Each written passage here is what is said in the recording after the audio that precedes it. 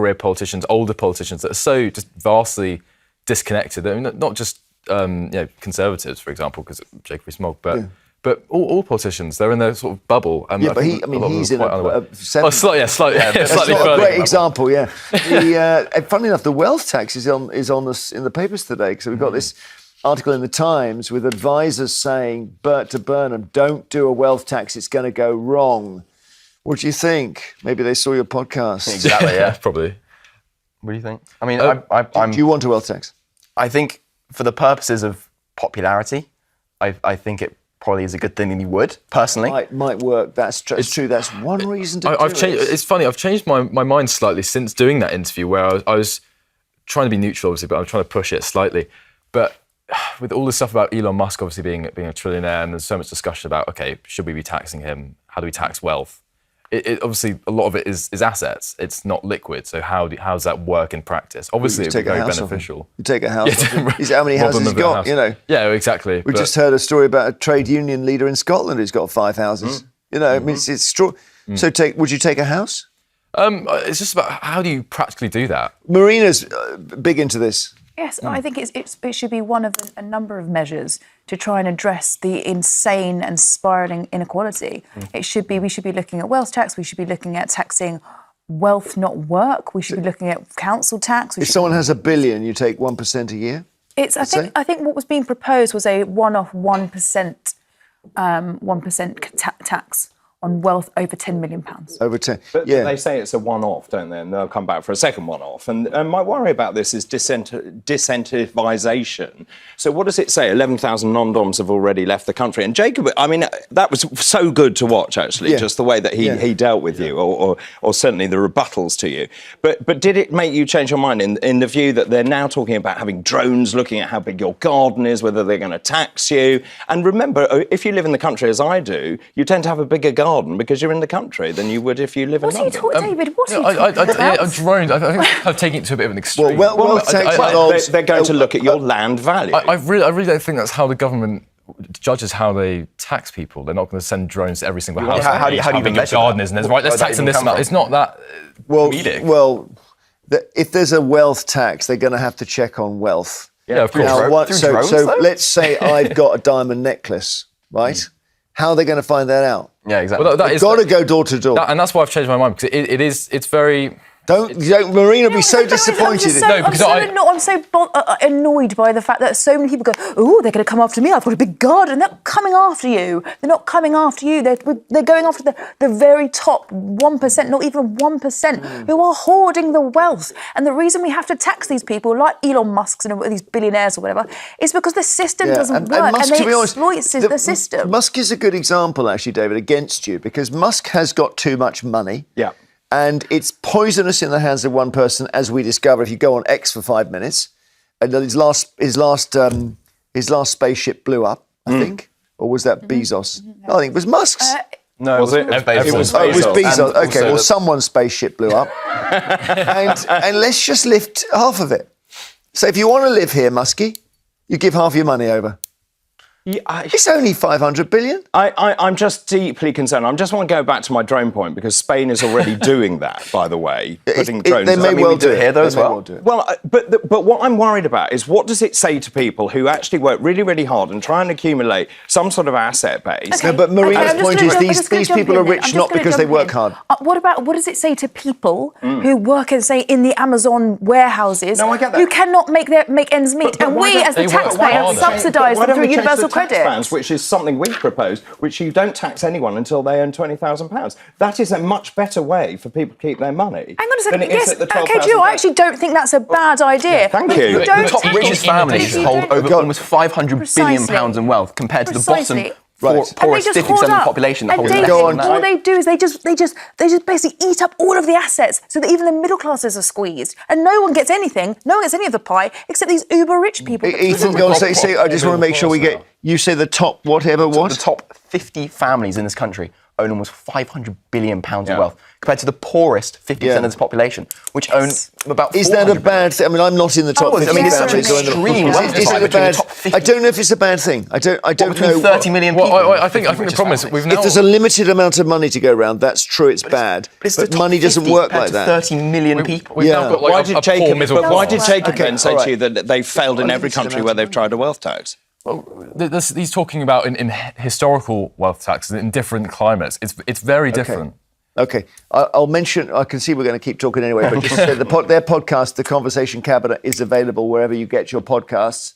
You've had our friend Stella Santikito on as well, I think. Yeah. And how do you get young people into politics and having conversations like this? By the way, because it's really important. It is tricky. I think what helps is that we are just young people, so it automatically bridges it. If we have some older kind of established politician kind of trying to project their policy, being a young face automatically helps. And we also ask questions that I don't think many people would. Like, we control editing, we control what we ask, so we can just ask everything we're wondering. And and you're doing well with it. When you both become rich, you will change your policy on the wealth tax. I don't think so. Well, don't be so patronising. No. It's interesting. There's a stat. It's like No, it's not 80% of millionaires would actually be in favour of taxing the top 1%. So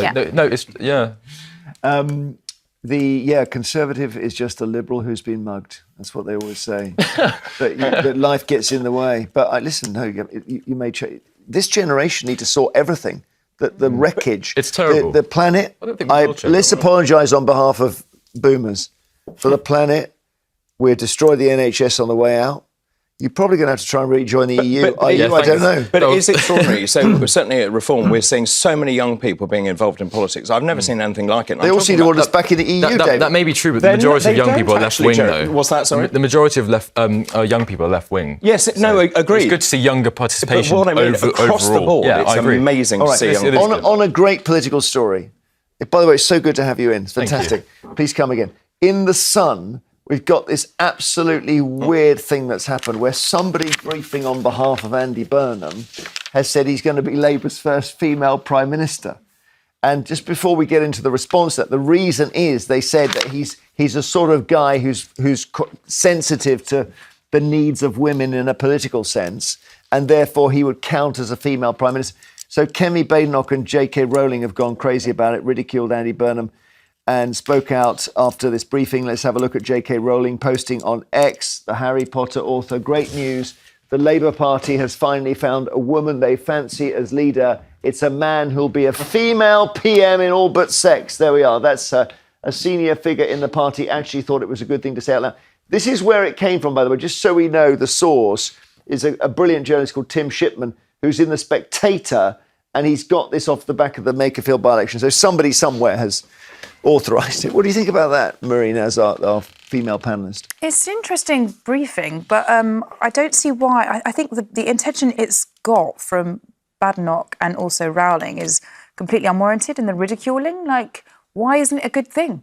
Why isn't it a good thing if they're more sensitive to these issues, more aware of bearing in mind that we're in a climate where, for example, violence against women is out of control and no one seems to be doing anything about it. Why is it a problem? Why seems to be a problem. ridicule it? A number of women have said this ridiculous thing that there are certain female policies and male policies. What male policies are what, battleships or something, Well, obviously there are going to be females policies that affect women more than men. So, for example, around our health and reproduction and pregnancy and childbirth and whatever, and our rights at work. So they're just policies, though, aren't they? Yes, but they're policies that impact proportionally, they impact women more. But David, I think this briefing is actually about the Labour Party knowing they have a female problem. They don't have enough representation of women. I think it's a problem across all parties, actually. And it's good to see people like Kemi Badenoch there, and I think she's got a lot better, actually, at this dispatch box than she was. Oh, you do? I do. She's turned into a bully. I think she's much better. I'm sorry, but her performance at PMQs was appalling. Well, let's find out. No, it's absolutely not. I'm not the only person. How on earth, when it's the anniversary of Joe Cox's death, and you've got the opposition leader spouting that divisive, horrible. But what? She wasn't being sexist. But she's a woman as well. What? Calling people traitors. No, but she said she said that Bridget Phillipson is a spiteful class warrior. Yes. What do you think about that? Well, I just think the Westminster politics, PMQs especially, is just like the pantomime, just people shouting, like, whoa, everyone's cheering, and just ad hominems all over the place. It's not substantial. It's not actually addressing issues. And even with the respect, like everything with Henry Novak, especially reform, for example, Nigel Farage, basically using it as a political weapon, it's actually just disgusting and insensitive to the issues that affect real people. Wow.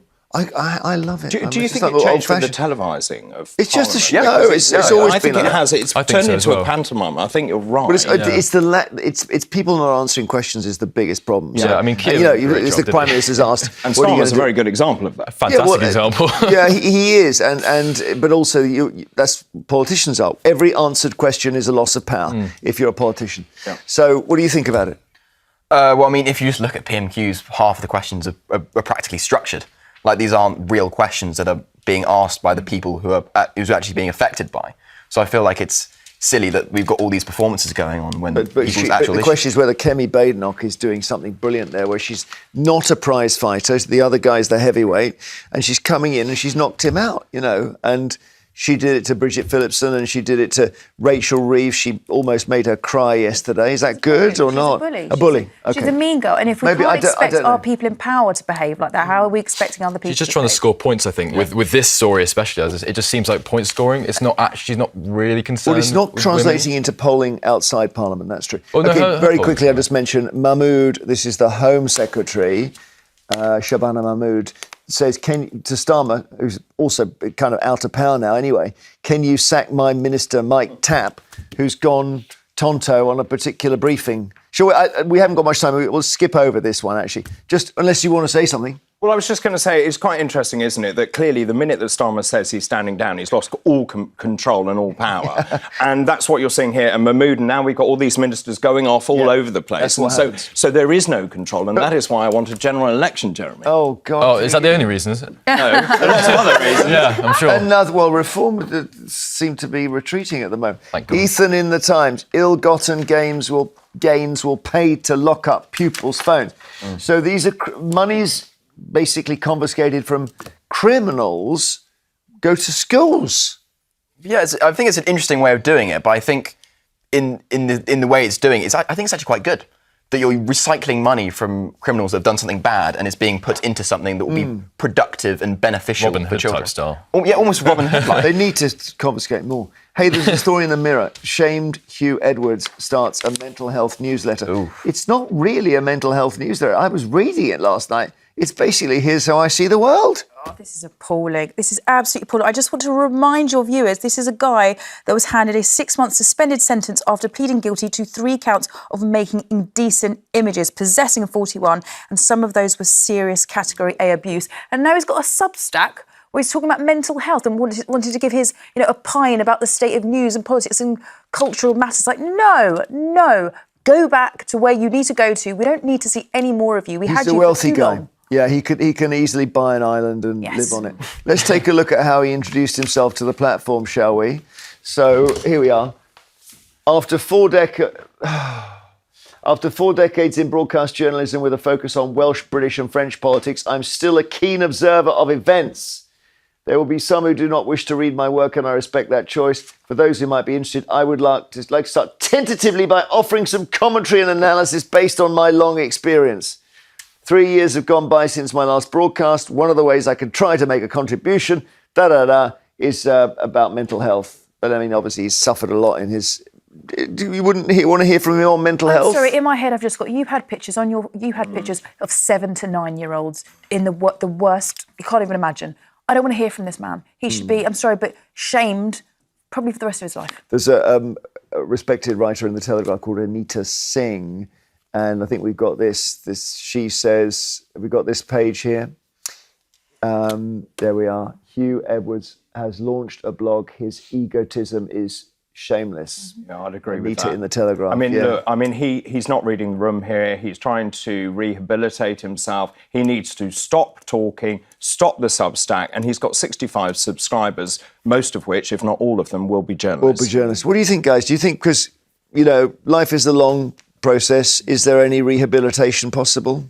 Well, it's just, I think the real thing is about platforming, who should be platformed. I mean, It's pretty horrendous what he's done. So It's just he should be. You wouldn't like, have he him should on be your locked up. podcast? Probably not. I'd be No, I mean, dangerous genuine for- question, because he's obviously wants someone to listen to We would him. have some, like, we'd probably have like Tommy Robinson on our podcast. Like, we like discussion, but he's not having discussion really. He's clearly quite a disturbing bloke. So, Listen, thank you so much for coming in. Here's a question. They're cousins.